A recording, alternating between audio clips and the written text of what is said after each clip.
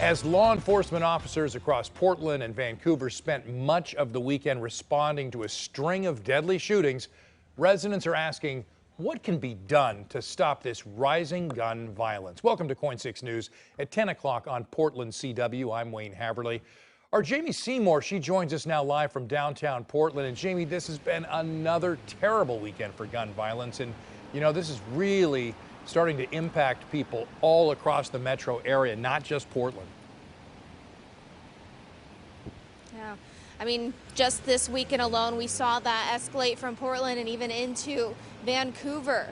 At least since Friday, 4 people were shot and killed in the Portland area and another 2 just overnight here in Vancouver. And, you know, with every neighborhood impacted by this violence, residents tell us they're fed up and they want something to be done about it.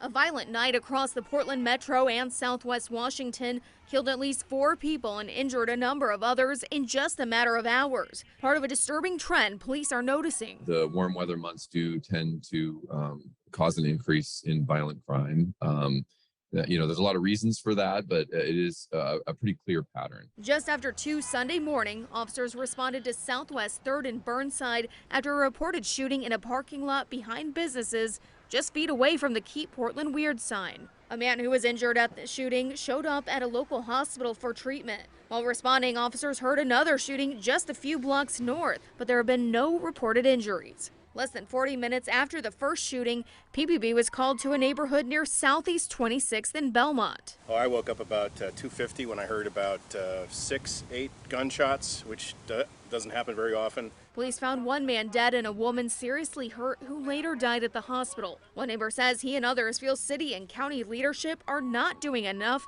to stem the violence. A bunch of us were out this morning at the location on the corner here when it was all taped off, and we were just kind of wondering when this is going to end and when our city elected officials and our county attorney are going to start doing something.